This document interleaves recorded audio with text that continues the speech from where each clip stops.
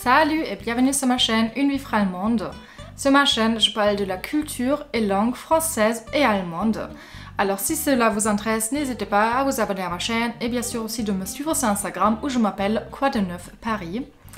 Aujourd'hui, cette vidéo est un peu spéciale parce que nous avons une invitée française qui s'appelle Coraline. Coraline vit en Allemagne depuis de nombreuses années et elle a aussi une chaîne YouTube qu'elle a commencée récemment qui s'appelle Vivre en Allemagne, où elle veut aider des Français qui veulent par exemple s'installer en Allemagne. Et comme vous êtes nombreux à me poser la question Yasmine, comment je peux faire pour apprendre l'allemand? Je me suis dit pourquoi pas demander à une experte parce que moi c'est ma langue maternelle, alors j'ai jamais appris l'allemand et je suis peut-être pas la bonne personne à vous répondre à cette question. Je suis donc très heureux d'avoir Coraline sur ma chaîne aujourd'hui qui va vous expliquer comment apprendre l'allemand. Bonjour à tous, mon prénom est Coraline, j'ai une chaîne YouTube qui s'appelle Vivre en Allemagne sur laquelle je parle de mon intégration de française outre-Rhin, qu'elle soit culturelle mais aussi professionnelle. Avec Jasmine, on a fait une collaboration pour ma chaîne, elle présente 5 livres allemands classiques qui sont abordables pour quelqu'un qui a un niveau d'allemand intermédiaire. Et pour Jasmine aujourd'hui, je vais vous présenter 5 conseils pour améliorer votre allemand. En fait, je suis moi-même passée par là il y a plusieurs années. J'étais en 2010 jeune fille au pair à Berlin et j'avais jamais pris de cours d'allemand au préalable. Et du coup, aujourd'hui, je vais vous présenter 5 conseils pour vous améliorer. Le premier conseil que j'aimerais vous donner, c'est bien sûr de prendre des cours d'allemand, mais aussi de disposer d'un très bon livre de grammaire. Alors, j'ai pris des cours à la Volkshochschule quand je suis arrivée à Berlin en 2010. La Volkshochschule, c'est en fait l'école publique. Alors il faut savoir que c'est pas cher, c'est vraiment l'offre la plus compétitive du marché. Par contre, on a environ 15 à 20 étudiants par classe et au niveau de la pédagogie, c'est très similaire à l'enseignement des langues au lycée en France. C'est-à-dire qu'on a un livre d'exercice, par contre on fait très peu d'oral. Cependant, pour apprendre les bases, je peux vraiment recommander, j'ai trouvé que c'était très bien, les profs étaient très sérieux, la qualité était là. Donc voilà, pour commencer, je recommande fortement. Au niveau du livre de grammaire, je vous recommande la grammaire de Dreyer und Schmidt qui s'appelle Die aktuelle Gelbe de l'édition Huber. En fait, j'ai pris un cours de perfectionnement au Goethe-Institut il y a 1 an et c'est la grammaire que le Goethe-Institut recommande. Elle est un petit peu volumineuse parce que c'est écrit un petit peu gros dedans, par contre elle est très bien structurée. Il y a tous les concepts essentiels très bien expliqués, très clairs, il y a des exercices aussi. Surtout ne faites pas l'erreur de débutant que j'ai faite au début, c'est-à-dire d'acheter une grammaire sans le savoir destinée aux personnes qui préparent l'agrégation d'allemand parce que vous allez vous noyer dans des concepts grammaticaux qui ne seront pas utiles à un débutant et ça va en fait vous noyer et peut-être vous dégoûter. Mais la grammaire de Dreyer et Schmidt, vraiment je vous la recommande, elle est excellente. Et j'aurais bien aimé la voir en fait au début quand je suis arrivée, j'aurais gagné du temps je pense. Au niveau du deuxième conseil, pour apprendre l'allemand, je vous recommande vraiment d'avoir un tandem avec qui vous pouvez parler au moins 1 fois par semaine. En fait, la question centrale quand vous apprenez une langue, c'est avec qui vous parlez. Parce que si vous prenez des cours d'allemand et que vous rentrez chez vous et que vous parlez français, ça n'a pas vraiment de sens. Du coup, d'avoir environ 3 tandems avec qui vous allez pouvoir converser, c'est vraiment l'idéal. Alors pour trouver un tandem, je suis toujours passée par Facebook en cherchant un tandem plus le nom de la ville dans laquelle j'habite. Si vous habitez dans une grande ville comme Munich ou Berlin, il y aura déjà 3-4 sites, 3-4 pages sur Facebook qui existeront. Vous postez votre annonce. Je vous recommande de rencontrer environ 3 personnes pour être sûr que vous ayez un bon feeling avec environ 3 d'entre elles.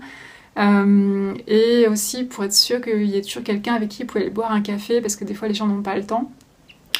Du coup 3 c'est vraiment un bon nombre pour être sûr voilà, de pratiquer toutes les semaines.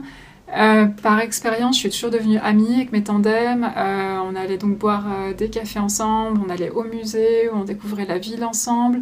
Et en fait le tandem c'est un très bon moyen pour aussi accéder à la culture allemande, donc vraiment je vous recommande. Le troisième conseil que j'aimerais vous donner c'est de lire en allemand et d'y prendre plaisir. Alors je sais qu'au début c'est pas forcément évident quand on a un niveau d'allemand débutant. Alors ce que j'ai fait, un des premiers livres que j'ai lu c'est Russ and Disco de Vladimir Kaminer. Je vous le recommande parce qu'il est d'un style humoristique, c'est des tout petits chapitres de 3 pages. Et en fait, c'est l'histoire de 3 jeunes Russes de Moscou qui arrivent à Berlin-Est dans les années 90. donc juste après la chute du mur, mais avant la réunification allemande, et c'est l'histoire de leurs anecdotes, de leurs aventures. Donc vraiment style très léger, plein d'humour, je recommande. Et en plus le livre a été adapté au cinéma. Donc vraiment c'est un très bon livre, pour commencer en tout cas. Si vous êtes déjà sur place en Allemagne, je vous recommande de prendre une carte de bibliothèque. Parce que pour 15-20 €, vous allez avoir accès à plein de magazines, comme le Deutsch Perfekt ou alors Der Spiegel. Ça, c'est un magazine hebdomadaire d'investigation, un peu comme l'Express, que j'ai pas mal lu pour avoir accès aux sujets politiques, économiques, sociétaux, culturels de l'Allemagne. Sinon, quand j'étais un petit peu fatiguée, je lisais Brigitte.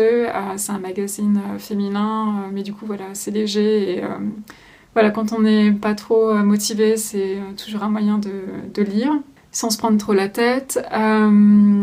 Et en 4e conseil, j'aimerais vous recommander de vous divertir en allemand. Alors, je vous recommande la chaîne YouTube Hazel und Thomas avec le sous-titre Deutschland, was geht's? En fait, c'est une chaîne de 2 jeunes de Cologne qui parcourent l'Allemagne, toujours à la recherche d'événements toujours plus loufoques les uns que les autres. Par exemple, ils ont été sur la foire du plus gros légume, ou alors prendre un cours de yoga avec des lamas. Parfois, ils sont accompagnés avec une personnalité allemande, comme le rappeur Ali Katoa, ou alors un sportif. Et en fait, grâce à ces vidéos, vous allez pouvoir avoir accès à l'allemand Umgangssprache, donc l'allemand de tous les jours, sur des thèmes rigolos, légers, donc je recommande. Si vous souhaitez écouter la radio, Radio 1, c'est vraiment bien. C'est la radio du Rundfunk Berlin-Brandenburg, donc c'est une radio de Berlin, pour avoir du coup accès à l'actualité de la ville. La musique qui passe sur cette radio, c'est plus de l'électro-pop. Et si vous êtes en France, en fait, grâce à la connexion internet, vous allez pouvoir garder avec un lien avec Berlin. Pour le 5e conseil que j'aimerais vous donner, c'est de pratiquer vos hobbies en allemand. Alors quand je suis nouvelle dans une ville en Allemagne, je m'inscris sur Meetup, je rentre mes hobbies du moment sur la plateforme. Donc par exemple en ce moment ça serait la psychologie et les femmes et l'entreprise. Et ça permet d'aller dans des événements en présentiel mais aussi en webinaire, surtout avec la crise du corona. Ces dernières semaines, tout était organisé en ligne, donc c'est plutôt pas mal si vous êtes timide ou si votre niveau d'allemand est débutant, parce que vous n'êtes pas forcément obligé de prendre la parole ou de vous présenter. Et du coup ça vous permet d'être dans un webinaire, d'écouter passivement, tout en ayant accès à des sujets sympas, et du coup en allemand. Donc vraiment je vous recommande Meetup. Voilà, donc ce serait mes 5 conseils pour améliorer votre allemand. J'espère que vous avez pu glaner des conseils que vous allez pouvoir appliquer. Dans tous les cas, je vous souhaite bon courage dans votre apprentissage et je vous dis à la prochaine. Un grand merci à Coraline pour ces conseils super intéressants. J'espère que cette vidéo vous a aidé. Si vous avez des questions à Coraline, n'hésitez pas à vous rendre sur sa chaîne pour poser vos questions. Likez cette vidéo, abonnez-vous à ma chaîne et aussi à la chaîne de Coraline. Et je vous dis salut, au revoir, à la prochaine!